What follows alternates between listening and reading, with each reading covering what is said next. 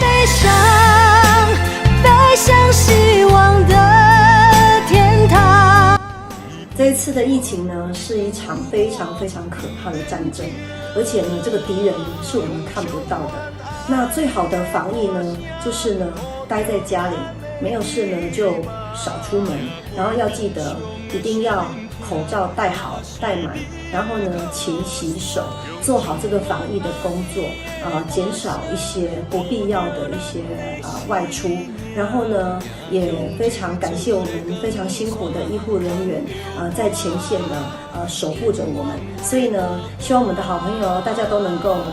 一起来做好这个防疫的工作，把自己的身体顾好呢，就是最好的防疫工作。要记得戴上我们的口罩，勤洗手，尽量少出门。台湾加油！充满爱的所在，伫我心连心，迎向生命的光彩，梦也藏伫心内，犹原遐精彩，一路行来。